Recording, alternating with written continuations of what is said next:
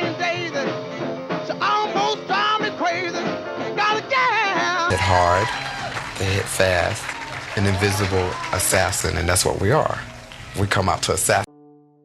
Have you ever wondered what would have happened if, as early as the 1960s and 70s, legendary black musicians had dared to publicly embrace a kind of love people called deviant? Would the audience still have cheered under the stage lights? Or would they have turned away, calling it shameful? Can you picture a disco king of the 70s having to pay thousands of dollars every month just to buy an ex-lover's silence? Even the Queen of Blues had her child custody stripped away by an ex-husband just because she dared to admit she could love women. In today's video, you will step into 23 tragedies of countless gay black musicians and witness all the earth-shattering secrets Hollywood buried for decades. And right now, let's begin with the story of a keyboard genius who once sat trembling, counting every dollar bill to hush the people who knew the truth about his sexuality. 23. Billy Preston, the sixth Beatle who paid hush money to hide his sexuality. Some say that if Billy Preston hadn't been gay, maybe the entire industry wouldn't have coldly turned its back on him in the final years of his life, when he was writhing in addiction and drowning in debt. Born September 2, 1946, in Houston, Texas. Billy was a rare keyboard prodigy once celebrated as the sixth Beatle. He played the Hammond B3 organ on countless Beatles recordings, leaving his mark on Let It Be and Abbey Road, and later collaborated with the Rolling Stones, Eric Clapton, Bob Dylan. His greatest glory arrived in 1974 when Nothing from Nothing shot to #1 on the Billboard charts, turning him into a funk soul icon adored by millions. Yet behind the dazzling stage lights, Billy spent his entire life hiding the fact he was gay, convinced that if the truth came out, it would destroy his career and honor. From the late 70s onward, he lived in constant fear of exposure. Many nights, Billy quietly paid thousands of dollars to the men he had once loved, just to keep them silent. Rumor had it that in 5 years, he spent over $500,000 to buy the silence of 3 men threatening to reveal everything. As time passed, his terror grew so overwhelming that he threw himself into cocaine as the only way to forget his life was decaying. On September 28, 1980, police arrested Billy in a Los Angeles motel for drug possession and lewd conduct.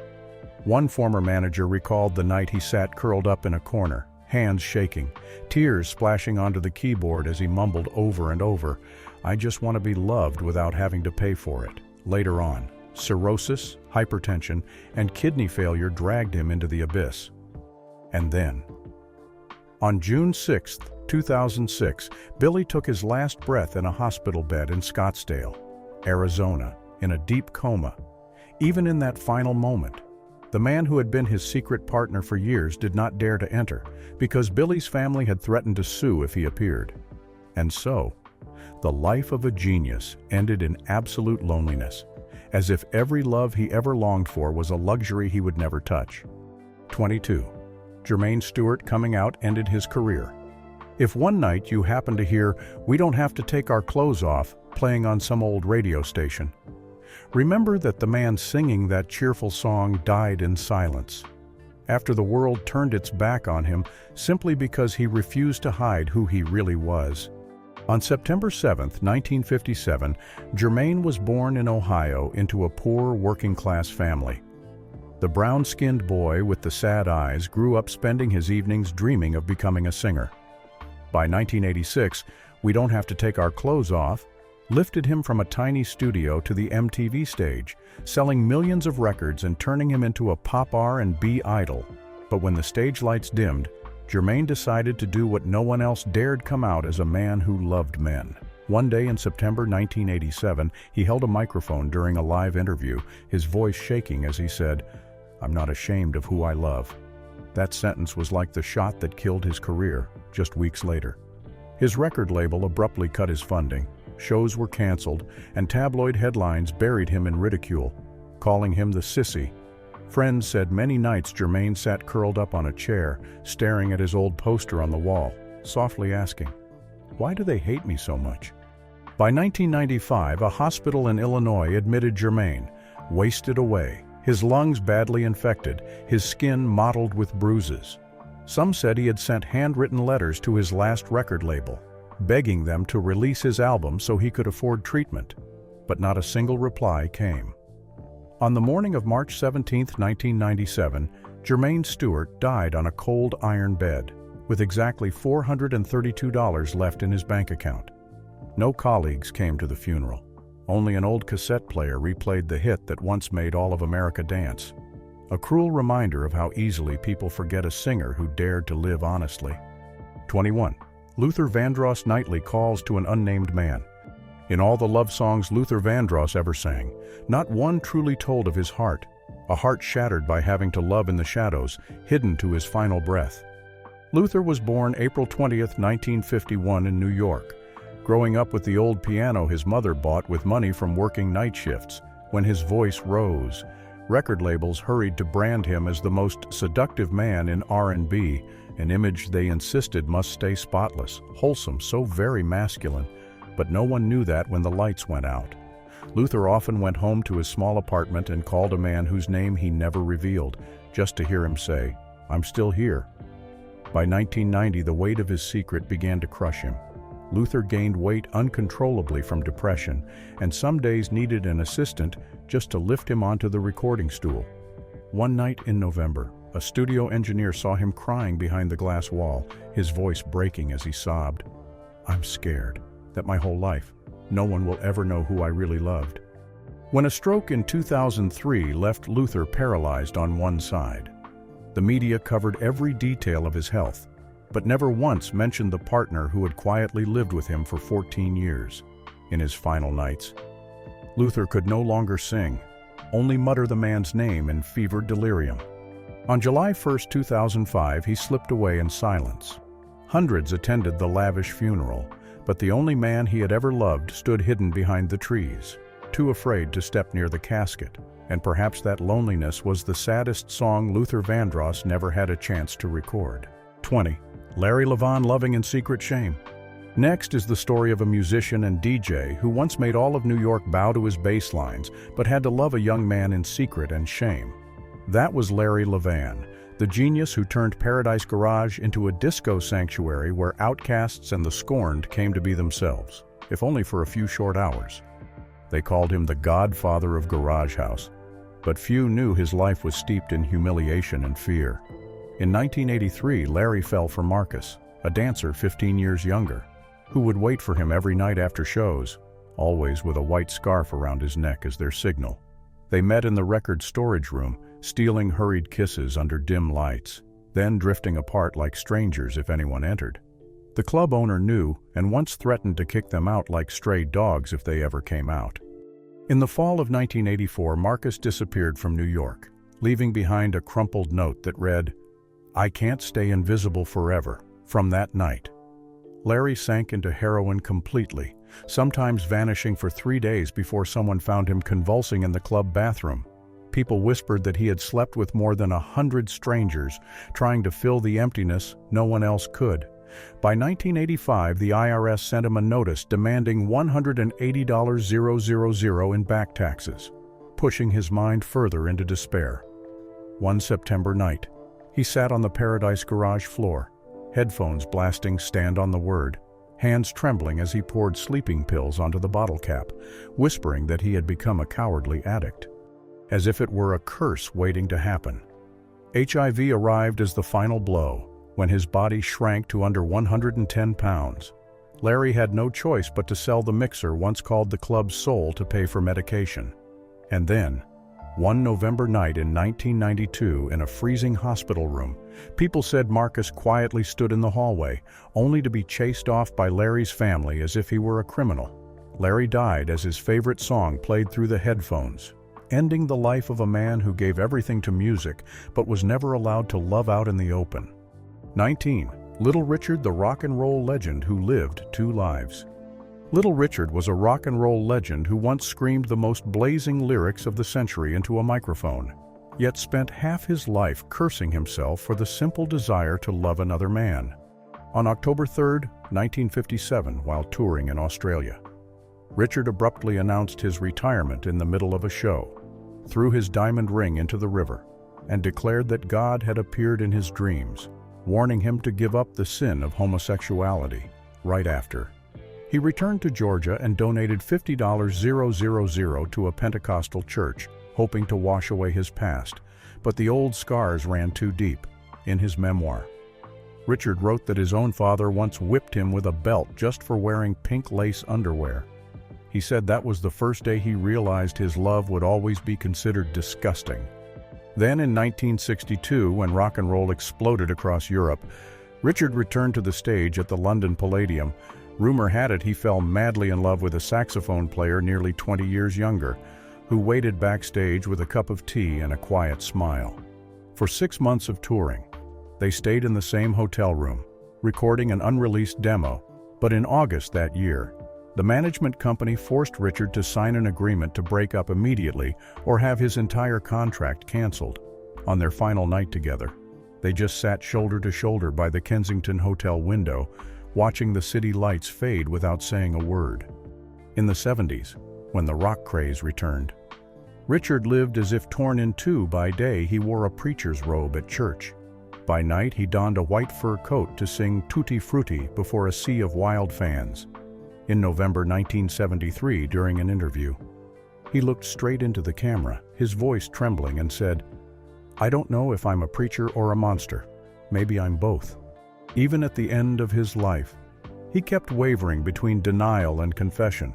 But no one denied that little Richard paid the highest price of all for nearly 70 years. He never dared to love openly, never dared to hold the hand of the one he loved in front of the world. 18. Billy Strayhorn died with a dream that never came true. Billy Strayhorn was a brilliant jazz composer who wrote Take the A Train, turning it into Harlem's immortal anthem. But behind that glory was a life locked in the shadows because of a love that was never allowed to exist. In the fall of 1952, when he had just turned 37, Billy quietly began seeing Aaron, a trombone player nearly 2 decades younger. They often met in a small apartment on 125th Street, where Billy said he finally felt safe to take off every mask. Then, in the winter of 1954, when Duke Ellington was preparing to sign a new publishing contract, Billy heard from the boss's own mouth that his name would be removed because the rumors are everywhere in the bars. That night, Billy went back to his rented room in Harlem, sat for 3 hours staring at the manuscript for Lush Life, his hands trembling, eyes red. Afterward, he carefully folded the sheet music and put it in a drawer as if to hide it from the entire world. But the tragedy didn't stop there. In 1964, Billy started coughing violently and losing weight uncontrollably. A doctor at Presbyterian Hospital told him he had terminal esophageal cancer. For the last 3 years of his life, Billy never left his damp little apartment on 145th Street, with only $87 left in his bank account. Every night he curled up in an old armchair, playing Duke Ellington tapes as tears silently soaked his collar. On May 31, 1967, Billy's final breath slipped away to the jazz music he had poured his heart into, and to this day, no one knows exactly how many times he wished he could say that name out loud, just once, before leaving the world. 17. Willie Ninja, father of voguing and the sentence of solitude.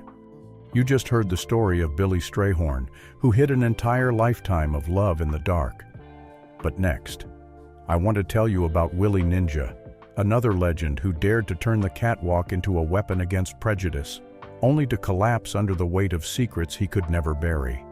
Willie Ninja, born in 1961 in Queens, New York, was not just a dancer, he was the godfather of voguing, the man who turned a once-scorned dance into a language of freedom. In 1990, when Paris is Burning premiered, the image of Willie standing in the ballroom, arms slicing through every judgmental gaze, stunned millions of viewers. But few knew that behind those lights, he truly started from nothing. Picture a summer night in 1978. Willie, just 17, trembling on the sidewalk in Jackson Heights after his mother slammed the door and screamed, "I don't have a freak for a son." That night, he had nothing but a cloth bag of old clothes, $14 in his pocket, and a fear so big it choked him. For months afterward, Willie crashed on friends' sofas and taught dance classes by the hour just to afford canned meals. But the ballroom always called him back, in the purple haze and pounding house beats. Willie once believed he was immortal, until his body began to betray him. In 1993, after a fall on stage in Chicago, he became addicted to painkillers for a hip injury. From then on, relentless exhaustion and coughing followed him everywhere. In 1997, when a test confirmed he was HIV positive, Willie received the news and felt his legs give out. Worse still, Corey, the young dancer he loved so deeply, vanished after just one phone call. The European tour sponsor sent a cold letter saying ballroom was too gay to fit the image. By the summer of 2006, weighing only 105 pounds with one lung nearly paralyzed, Willie lay in Beth Israel Hospital, straining to glimpse out the window. Early the next morning, Willie Ninja's heart stopped beating, ending the life of an extraordinary artist. And strangely, only after his death did the world finally call him a legend. 16. Kevin Aviance, one kick that turned a legend into a lonely man. Now let's return to a summer night in 2006 when Kevin Aviance collapsed face down on the sidewalk after an unspeakable tragedy. Kevin was born in 1968 and grew up in Virginia, knowing early on that he was different. He came to New York determined to be a star, and he really did it. From the late 90s into the early 2000s, every club played Din Da Da and Cunty, the house anthems fans called the queer national songs. But even as he was hailed as the queen of house music, Kevin remained a thorn in many eyes. In 2002, when a major gay magazine planned to put him on the cover, the editor-in-chief ultimately refused, saying outright that Kevin's drag queen image was too extreme to sell magazines. The hatred peaked on the night of June 10, 2006, after performing at Phoenix Bar. Kevin stepped onto Avenue A where 4 teenagers blocked his path. They screamed faggot at the top of their lungs, then rushed at him, punching and kicking without mercy, driving Kevin back against the curb. A sudden kick smashed into his face, dropping him to his knees with a pain so sharp he nearly went numb. In a daze, Kevin felt each tooth come loose, falling onto the cold pavement. When police arrived, his fur coat was soaked red, and he could not form a single word. Right after the attack, a major record label quietly canceled all his plans, claiming the gay scandal would hurt sales. Kevin spent weeks in the hospital, but the worst part wasn't the bruises. He said that the morning he woke up. He looked through the glass wall and saw one old friend clutching the doorframe, eyes wet, too scared to come in, back at his small apartment in Queens. Kevin locked the door and sat for hours beside a suitcase full of handwritten love letters from a man who never dared to share his name. And he still says the most painful thing wasn't the broken teeth or the disfigured face, but the moment he realized he had never really been accepted, even by the crowd who once cheered his name on the dance floor. 15. Jade Electra branded dirty by the man he loved. Perhaps no one can forget the moment Jade Electra, the DJ and producer who once set Toronto ablaze with house music, collapsed under a single act of betrayal. In 2003, Jade contracted HIV from his boyfriend, a wealthy promoter more than 20 years older whom he had loved with every part of himself. Rumor had it Jade had spent $10,000 trying to convince the man to stay, only to receive a cold message in return, "You're too dirty to love." The news spread quickly, turning Jade into a name no one dared mention. 3 major clubs canceled his bookings at once, leaving him drifting alone across the dance floors that used to cheer for him. By 2007, Jade was evicted from his Toronto apartment after neighbors discovered his medical records hidden under the bed. For months, he slept on the floor of an abandoned studio, clinging to a plastic bag of ARV pills and a handwritten farewell letter. In the night, he often whispered the same sentence, "If I disappear tomorrow, at least this music will still be here." 14. Rousan Patterson locked himself in a studio. If you've ever heard Stop By, you know why Rousan Patterson was called one of the most remarkable neo-soul voices of the 90s. But behind that mesmerizing sound were years no one wanted to face. Even though he came out in 2007, he had spent nearly a decade hiding an 8-year relationship with a backup singer. His label once urged him to keep a neutral image so he wouldn't lose female fans, as if his love were some mistake to be erased. In 2005, when the press exposed his romance, everything collapsed in a single afternoon. A tour that was supposed to bring in $300,000 was canceled, and every phone call about collaboration stopped. In despair, Rousan locked himself in his Los Angeles studio for 3 days, refusing to eat, playing an old demo tape over and over. A close friend said that when they finally opened the door, they found him sitting on the floor, his eyes red, mumbling, "If I can't be loved for real, why even sing?" 13. Michelle Ndegeocello, the misfit musician. Next comes the tragedy of a black female musician who once earned Grammy nominations but had to pretend to love men to keep her fame, while secretly writing letters to the woman she could never name. Michelle Ndegeocello, who poured neo-soul and funk into the veins of an entire generation, was once forced by her label to sign a strange clause. She was forbidden from publicly acknowledging a female partner for the duration of her album promotion. Still, in 1994, she dared to love a female photographer 12 years older, meeting in hotel rooms that smelled of chemical film baths. A love letter found later trembled with the words, "He is the shadow that lets us survive." Many radio stations refused to play Michelle's music, claiming it carried a bisexual message, while journalists competed to call her the misfit female artist. On the night of the 1996 Montreux Jazz Festival, she sat curled backstage, clutching an engagement ring no one knew about, tears soaking her shirt. Rumors said she almost lost a $150,000 advance for threatening to reveal everything live on television. 12. Mickey Blanco, the one who declared war on silence.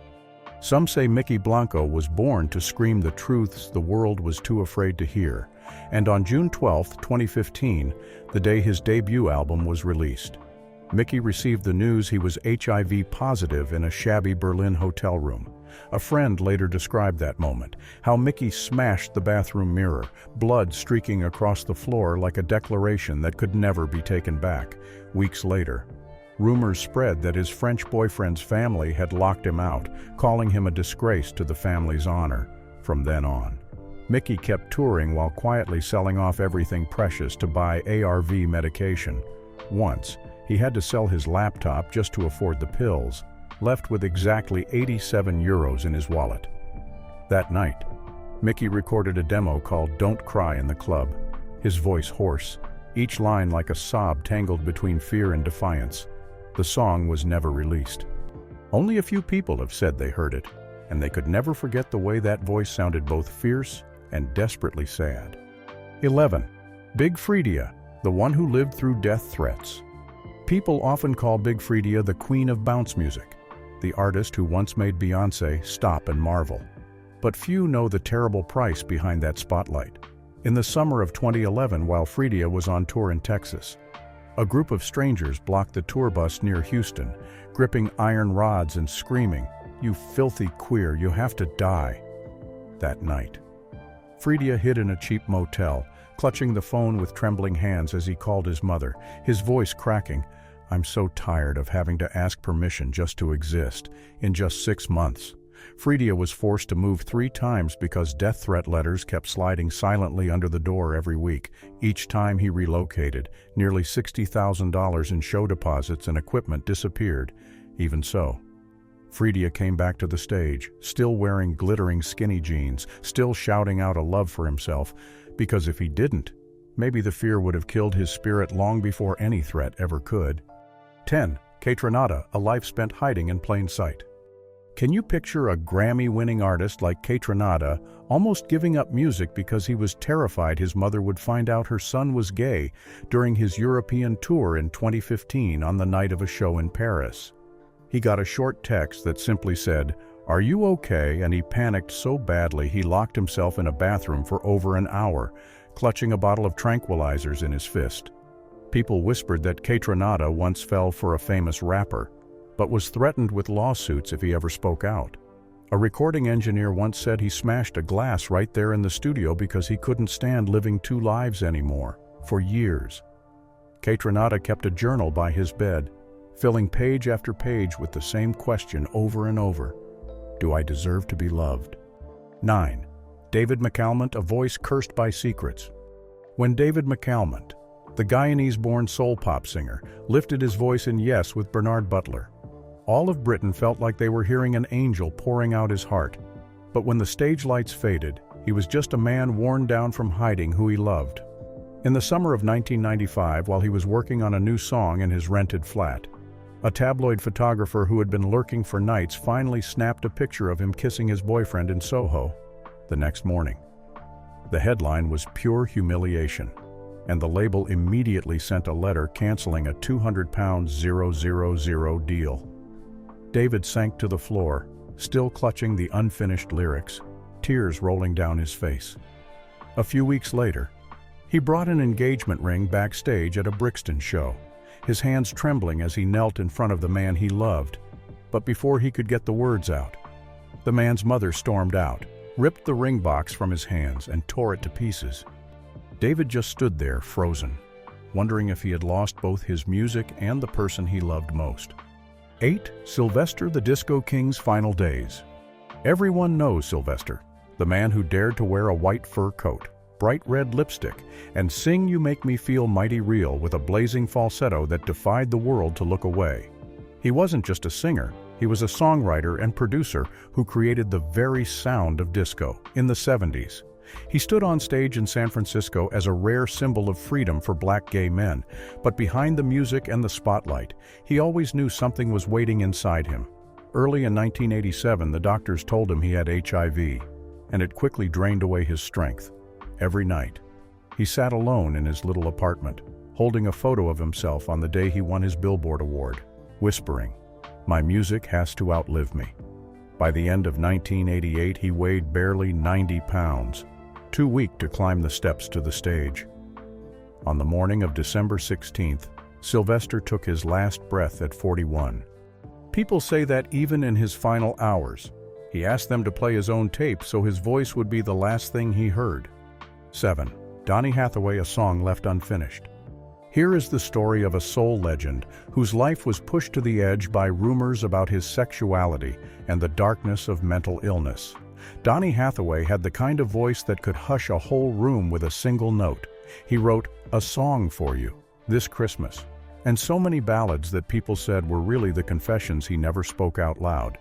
He never came out, but in his final years, whispers followed him, saying he was bisexual and in love with a male bandmate. That wasn't the only tragedy. By the mid-70s, schizophrenia had taken hold of him. Friends said there were nights he sat trembling in a New York studio, whispering again and again, "Someone is reading my thoughts." On January 13, 1979, he went to the Essex House Hotel to record, then disappeared during a break.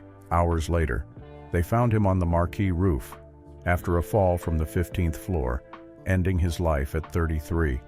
In his pocket was an unfinished piece of music, the last words he never had a chance to name. 6. Nell Carter, accused and shamed. Now let's talk about a woman whose powerhouse Broadway voice lit up every stage, but who spent decades hiding in fear of losing everything. Nell Carter made theaters tremble with Ain't Misbehavin', but behind the success, she was always running from herself. She once confessed she had to sign a contract promising never to mention loving women, or the producers of Gimme a Break would fire her instantly. In 1985, when her divorce turned ugly, her ex-husband accused her of having a perverted lesbian lifestyle, and she lost custody of her kids in bitter shame. In the years that followed, Nell fell into drugs to numb the guilt.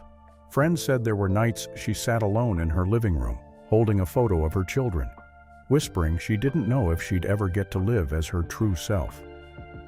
In 2003, Nell passed away quietly in her apartment, leaving behind memories that glittered but were always lonely. 5. Johnny Mathis, the man forced to pretend. Johnny Mathis had the sweet voice that put America to sleep with Misty, but almost no one knew he once had to pay to keep secrets buried. In the 60s, when Johnny bravely admitted he loved men, a tabloid called him the man who fooled the audience and threatened to publish a list of everyone he'd ever loved. For years, he hired bodyguards, still forced to sign hundreds of photos for female fans every night while feeling empty inside. Once, the label told him he should marry a woman to protect the image, and Johnny got so depressed he lost his voice for weeks. A friend said he once sat by the piano, crying, whispering, "This voice is everything, but they want me to sell my heart too," and still, after everything, he kept singing, making the world tremble with that proud loneliness. 4. Philip Bailey silent all his life. Few people realize that behind the heavenly falsetto in Reasons were nights when Philip Bailey sat alone, wondering who he was even trying to be. Ever since Earth, Wind and Fire hit the top, rumors about a secret relationship with another bandmate never went away. On tour, he faced questions from his own band about whether he was man enough, while tabloids picked apart every smile backstage. A technician said that after a Chicago show in 1980, Philip quietly left the dressing room, holding a love letter he never dared to send. The fights nearly broke the group apart, and for years he stayed silent, never confirming but never denying. Sometimes, silence is the only shield left to protect the music that saved you. 3. Bessie Smith, the black rose who loved without apology. It's hard to imagine a black woman in the early 1900s openly loving both men and women, but Bessie Smith did it anyway. Her singing could silence a bar, but her life was a fight that never stopped. One night, she was kicked off her touring show for being caught kissing a female dancer backstage. At home, her husband smashed her downhearted blues record and threw a punch harder than any before. Even so, Bessie got back up and kept singing. In September 1937, a car accident on a Mississippi road took her life. People whispered that the hospital refused to help her because she was a black woman and a filthy homosexual. To this day, her blues still echo like a quiet cry for freedom no one would grant her. 2. Ronnie Dyson, a life spent in hiding. Have you ever heard Aquarius and felt like that voice was pure sunlight? Few know Ronnie Dyson spent his life hiding in the dark. From the day he stepped onto Broadway in Hair, people whispered he was in love with a male castmate, but Ronnie never said a word. Friends said on tour in 1971 he always picked the last hotel room on the floor, where no one could see when that man slipped inside. Every night, he'd play the demo of Why Can't I Touch You and sit there for hours, as if singing that question only to himself. In the 80s, sickness took over, and he coughed so hard after shows that his face looked hollow. But he still smiled for the crowd. In the end, with just a few $100s left in his account. Ronnie lay in a New York hospital bed, his breathing slowing. They say he died of respiratory failure caused by AIDS complications. But maybe what really killed his voice was the loneliness he never dared speak out loud. 1. Jackie Shane exiled from her own home. And finally, among all the black musicians who gave up everything just to live their truth, there was a woman who turned stepping on stage into a revolution. Jackie Shane was born in Nashville, Tennessee, in a place where the word gay could ruin you for life. And she came out as trans in the 60s. She sang Any Other Way with a voice that lit up every dance floor. But behind the applause, Jackie always felt fear pressing in like a blade. In 1971, after getting a letter threatening to kill her if she ever wore a dress on stage again, she vanished without a goodbye, disappearing from show business for over 40 years. People say she lived quietly in a small Los Angeles apartment, playing her old tapes at night until she fell asleep on the couch. In one rare interview, she said something that still breaks your heart: "I used to think I didn't have the right to love anyone." In 2019, Jackie took her last breath alone, without a partner or family by her side. Only when her voice played again did the world finally realize how much freedom can cost a person. You've just heard 23 stories, each one soaked in the fear of being cast aside. Stories of black musicians who shaped a golden era of music. Some of them spent hundreds of thousands of dollars just to buy silence. Some died in hospital beds without a single hand to hold. Is it really fair that such brilliant lives were buried simply because their love didn't look like everyone else's? Leave a comment and share what you feel. Or name the artist whose story you can't stop thinking about. And don't forget to subscribe so we can keep uncovering the most painful secrets in music history together.